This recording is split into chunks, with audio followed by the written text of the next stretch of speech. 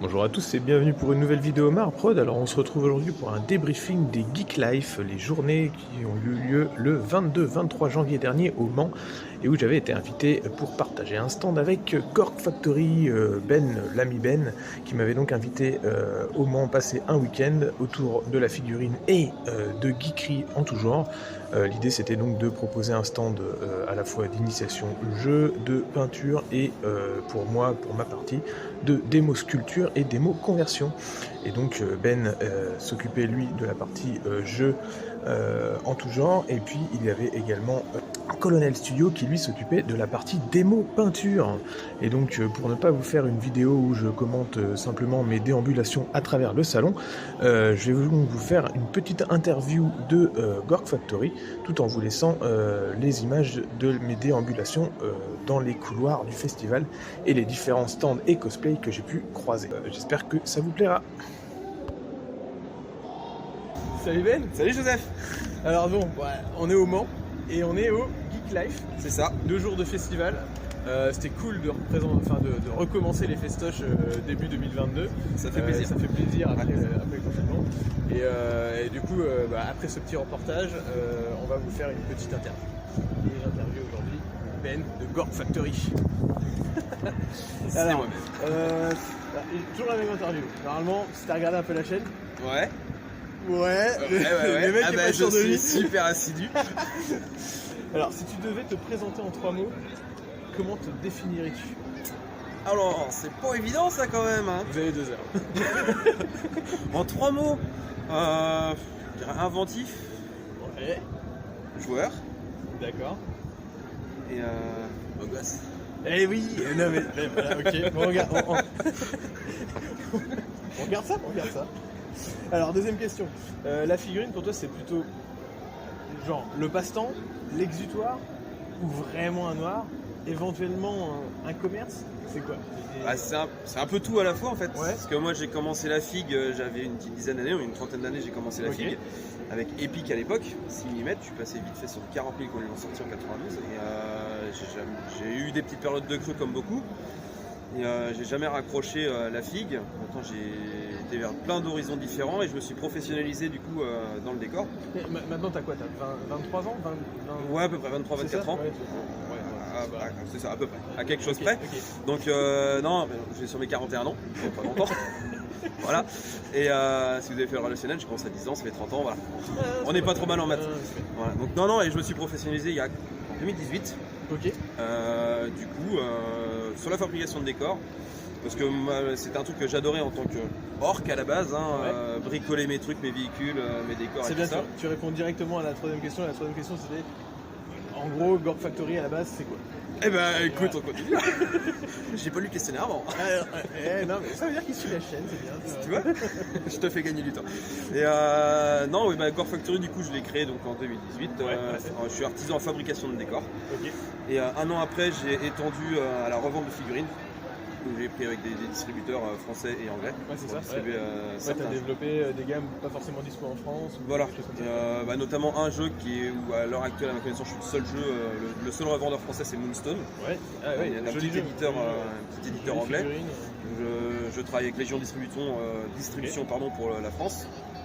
Et puis avec Kingsley Distribution pour d'autres jeux, mais principalement avec les éditeurs français. Je travaille aussi avec TGCM pour Briscard, Carnage, Alchemy Miniature pour les jeux français. Ouais. Et j'ai créé ma chaîne derrière pour justement essayer de promouvoir ces jeux, pour des jeux qui sont un peu méconnus. Moi je fais pas de games. Games n'a pas besoin de Oui, bon, clairement. c'est sûr, hein, et ouais, c'est- on est pas. il y a des poids lourds du YouTube français avec French Game Studio, avec Iggy TV, avec anciennement Commodore TV, j'ai perdu leur nom, enfin bref, ils font très bien le taf à leur niveau sur Games. Donc moi je suis parti vraiment plus pour montrer des jeux d'escarmouche.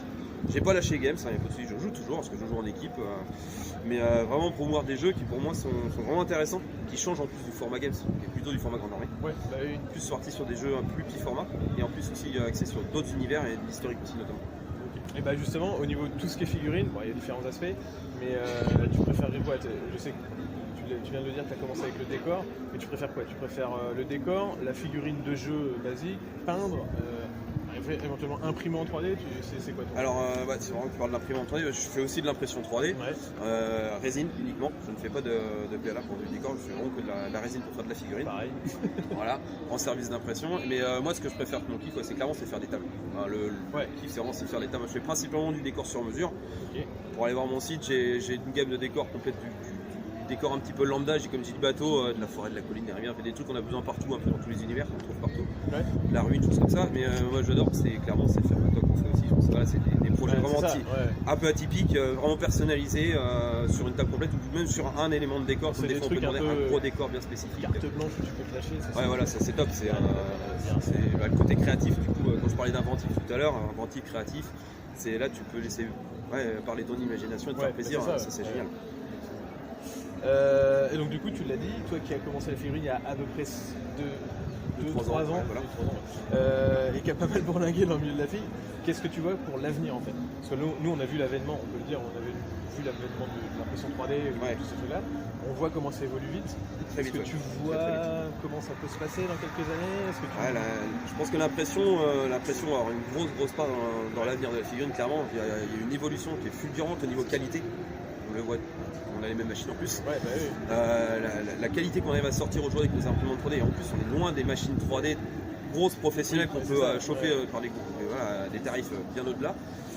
Non, la qualité est énorme et je pense qu'il y a beaucoup maintenant de designers, de graphistes qui travaillent là-dessus, qui sculptent les Patreon et tout. Voilà, qui sculptent les figures en 3D maintenant, et du coup les masters sont faits en 3D. Il y a même des éditeurs français qui sculptent leurs figures en 3D, qui font des masters et après ils sont remasterisés en PC pour être imprimés. Et à partir des impressions, ils font les moules. Donc, les figues sont toujours moulées, mais ils moulent plus d'une sculpture faite à la main comme toi tu peux faire. Il y en a, ils moulent à partir d'une figurine qui a été imprimée 3D. Ah oui, c'est la base. Donc voilà, un gros éditeur français qui fonctionne comme ça aujourd'hui, et les figues sont magnifiques. C'est sûr. La qualité, c'est impressionnant. Donc, est-ce que ça va tuer les éditeurs? Parce que comme je disais, avec les Patreons, tous les sculpteurs indépendants qui se lancent, c'est ça la question. Ils font de très belles choses. Je pense pas, parce qu'ils fabriquent des figues, mais pas des jeux. C'est ça. Et la figurine, ça va toujours fonctionner pour le collectionneur, pour le peintre. C'est pareil, tu auras une pâte que tu fais à la main, que tu n'auras pas forcément en 3D. Donc je pense que les deux vont correspondre.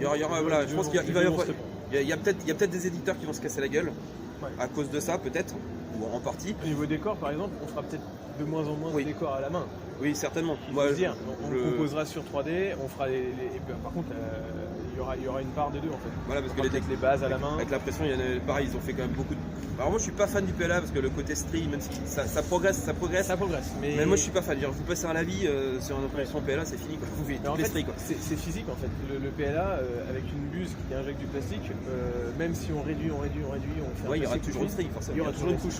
Et il y aura toujours plus de string qu'en résine. Donc maintenant on arrive quand même à des trucs très propres. Et après il y a des techniques pour les lisser, des choses comme ça. Mais après on peut toujours aussi personnaliser. Moi j'ai travaillé sur des décors aussi, parce que je suis aussi revendeur TT Combat notamment. J'ai une trentaine de marques que je revends. Et ça m'arrive une fois de travailler sur des décors TT Combat du coup qui sont du MDF, du bois. Là c'est tout lisse. Et du coup des fois on me demande justement de partir là-dessus et puis de les décorer entre guillemets, enfin de les arranger et de rajouter des éléments de décor. Soit les petites pièces que j'imprime, soit les petites pièces que je fabrique, des consoles, des générateurs d'énergie, des choses comme ça qu'on va pas pouvoir avoir sur des produits comme ça. Tout seul. Donc je pense que ça sera complémentaire. Clairement à l'avenir, maintenant il va falloir trouver l'équilibre entre l'impression, le moulage à l'ancienne, en métal, en résine, en plastique. Tout ça, moi je vois ça comme des techniques et des outils. C'est des outils différents. On fait pas la même chose à la main, on fait pas la même chose en 3D. Et clairement, les deux se répondent. Clairement, je vais prendre l'exemple d'un décor tout simple. Vous jouez médiéval, vous voulez une forêt, imprimer un arbre en 3D. Je vois ça compliqué pour avoir un feuillage joli imprimé en 3D. Bien sûr. Voilà, toujours plus de rendu réaliste. Avec un truc fait main. Avec un flocage, comme on peut trouver sur les trucs de train que tout le monde connaît. Par exemple, un flocage simple sur un truc de train, ça sera toujours plus joli qu'un arbre imprimé. Peut-être, pour l'instant on en est. Pour l'instant, voilà, à l'heure, au jour d'aujourd'hui.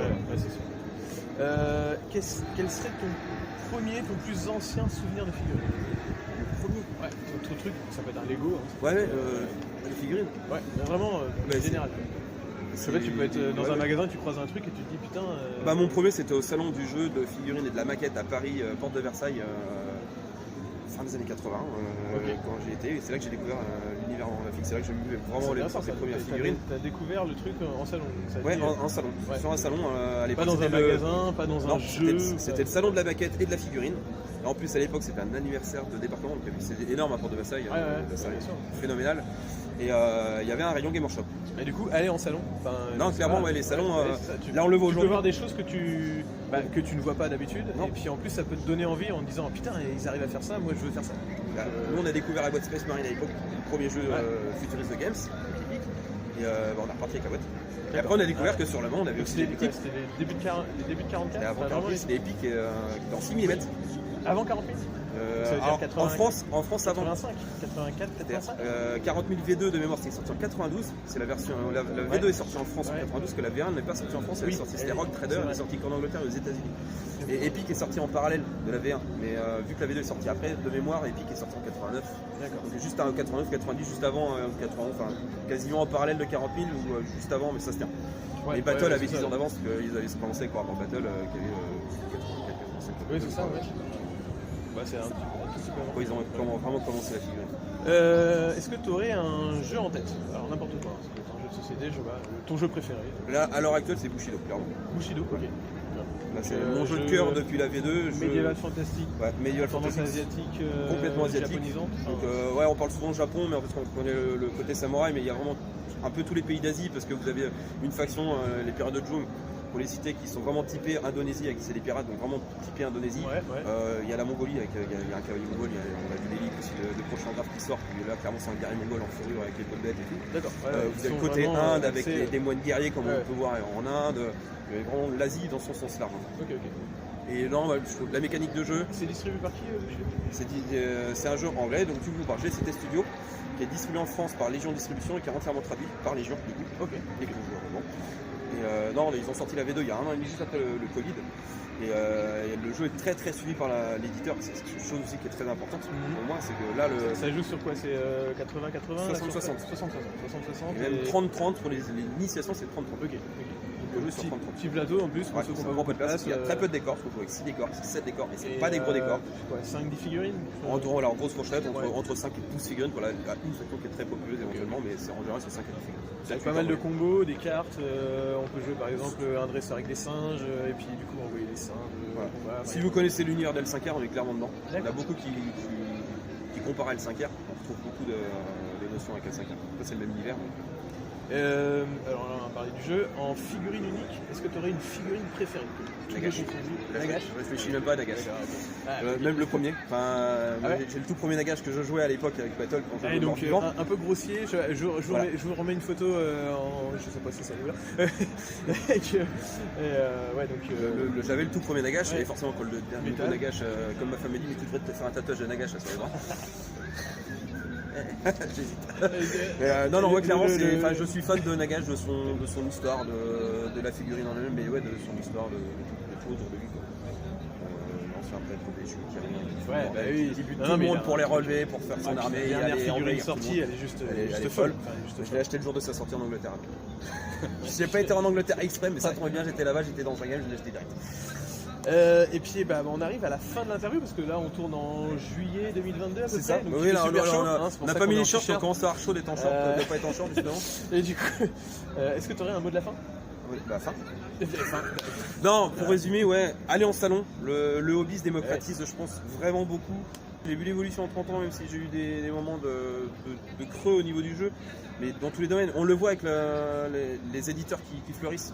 Le jeu de filles clairement vient d'Angleterre à la base, grâce à Games, à l'origine, clairement. Maintenant, il y en a énormément qui se sont lancés. En France, on le voit avec TGCM, qui a déjà 11 ou 12 ans d'existence maintenant. Qui font tout eux-mêmes. Ils vont commencer dans leur garage. C'est deux potes qui font ça dans leur garage. Moonstone, le mec, il a fait tout seul dans son garage. Il faisait mouler, maintenant il a créé son entreprise, son usine, sa chaîne de moulage.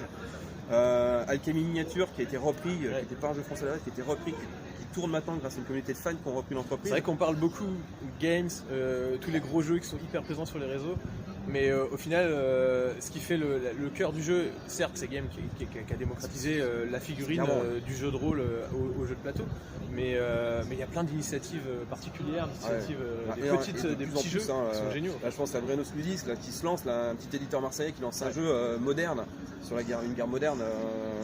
le jeu est top, enfin, les filles sont super, ils sont en train de faire mouler. On a énormément de professionnels dans le hobby qui se lancent vraiment, qui se professionnalisent, que ça soit du peintre, du graphiste, du fabricant de décor, de l'imprimeur de 3D, on est de plus en plus, et c'est cool, et en plus qui arrive à en vivre, donc ce qui prouve qu'il y a un intérêt sur le hobby.